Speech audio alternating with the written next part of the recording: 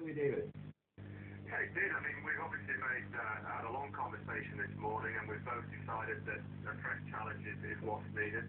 And to be perfectly honest, I think both of us are looking forward now, and I have to get on with finding the right man to take Derby forward and to get us back being competitive in the Premier League, which is the number one aim now.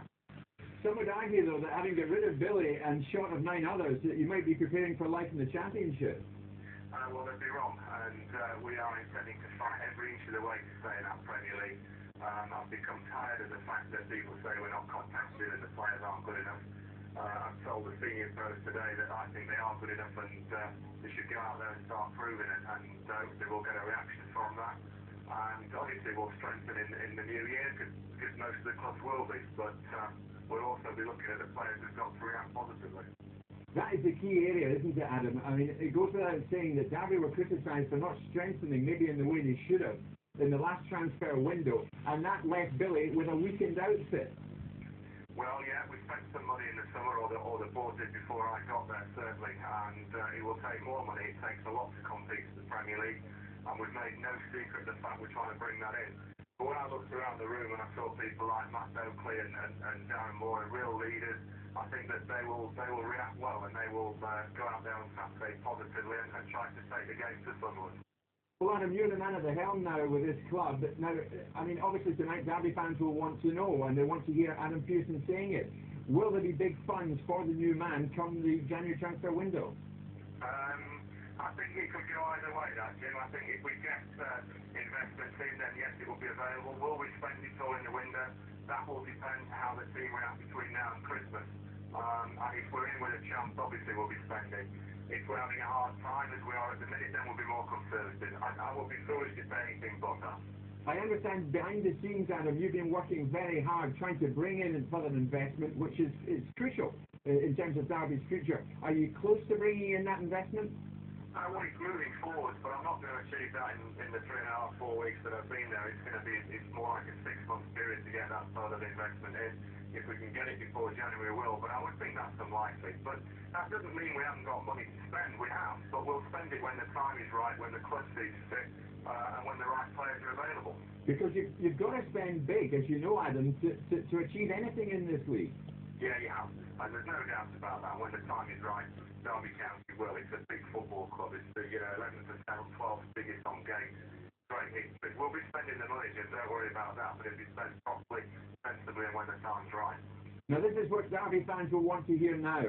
You said at lunchtime you'd have a short list tonight for the new man. Have you got your short list?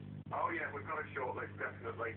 And we'll be working through that shortlist tomorrow. If they're in work, we'll be approaching their clubs tomorrow. If they're out of work, we'll be contacting their agents. And it's a very tight list of people we think we can put the pride back into the team and the club, and we'll be making decisions very promptly. And presumably you've compiled the shortlist with the other members of the board? Oh yeah, I mean, we do everything is done as a board. Obviously I'm chairing that board and driving the process forward, but we know the type of man we want, and we think we can compete at this level between now and the window, and we want to go out and prove that. How many are on the shortlist, Adam? Well, there's 3 serious candidates, and that's about as far as I'm going to be left tonight. 3 serious candidates. Are 2 of the 3 Paul Ince and Steve McLaren? We're going to be leaving at the names out of this narrative, but there's 3 serious candidates there. I mean, let's whet the appetite of the fans who are watching, and Derby fans will be listening to you acutely here, Adam. We're talking about big names, are we? We're talking about names that we think are exciting for this football club, that can take it forward and put the club back on the front foot. And we're talking about approaching these people tomorrow, sometime tomorrow, and the clubs, if they have clubs in place at this stage. That's the case. Adam, just a final point. I do thoroughly appreciate you coming on live tonight, because it's been, as I say, a difficult day for you. Do you and Billy part as friends? I've known Billy long enough to be friends, but I think we part with professional respect for each other, and what we were doing this morning was business. It was not personal. And there is no doubt that Billy Davies will go on to be a success at another club. And I know that I will leave Derby County success with the right manager in place. So we move onwards, and that's football. It's just business at the minute. That bit this morning, and we get back to the sport on Saturday. Should you maybe have tried to get closer to Billy in the time that you knew him, Adam? I mean, I believe you were in his company for 15 minutes today. That's the longest the two of you have spoken. It was certainly a lot longer than that.